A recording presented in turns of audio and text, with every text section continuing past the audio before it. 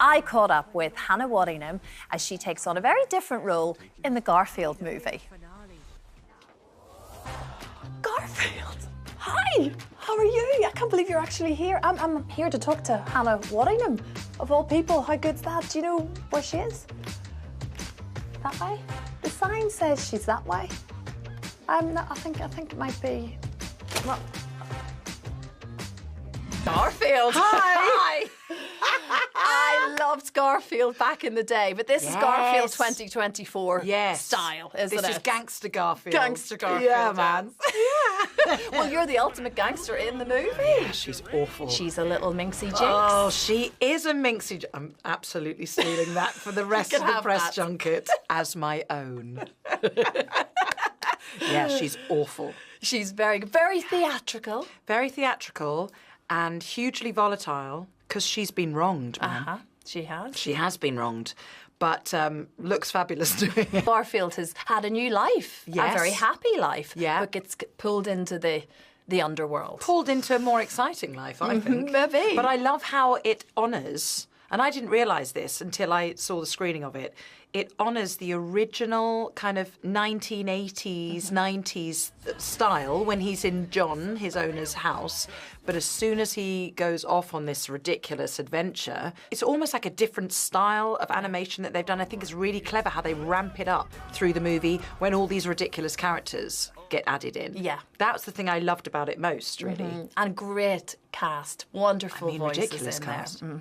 Who I haven't met. Well, this is the thing. People assume you all get together and voice it together, and that never, in a ever lovely happens. little room together. No. When they went, oh, would you like to do Garfield with Chris Pratt and Samuel L. Jackson? I went, yes, I would. Have I met them? No. Will that ever happen? I don't know. Possibly not. Oh, I my mean, goodness. But worth it. I mean, so worth it. And my little girl, who will be 10 in July, is beside herself about it. Mum has really made it. Yes, now, now I'm finally doing something that's good. That's so good. Basically, what has happened to you in the past couple of years, it's just been crammed What with is a going little on? bit of everything. A little bit of ridiculous. It's fantastic. I mean, you're currently in our movie theatres in Fall Guy. You're doing your own stunts, punching Ryan Gosling, your own in the big screen. That must just feel wonderful. Do you know what? And it's actually been a long time coming in terms of, you know, the big screen. But actually,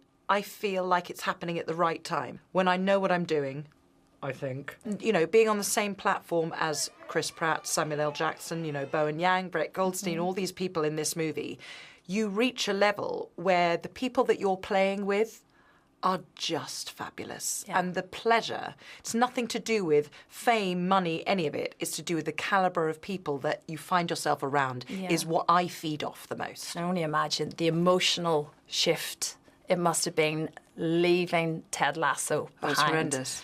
It was a fantastic show, won every single Emmy that's out there. And that, I think, was the power of the writing and all of the writers' room cast. is ridiculous. I think it's that perfect alchemy of the most ridiculously talented, uber-talented writers' room.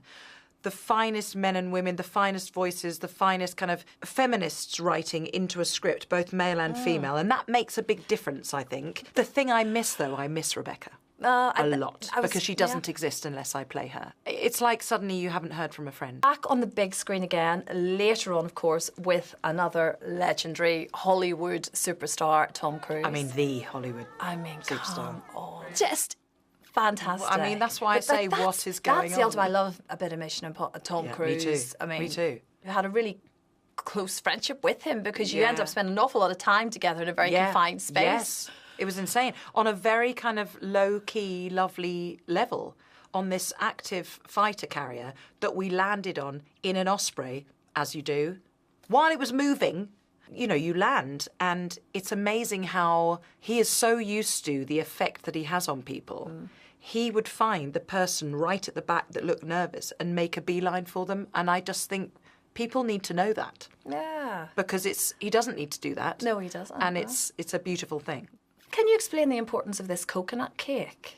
Is this true? I mean, I'm not going to lie, I did get a coconut cake this year, Christine. So this is a very special gift that only a very elite few can say they're members of this coconut If I ever fall off that list, team. I'm going to be furious.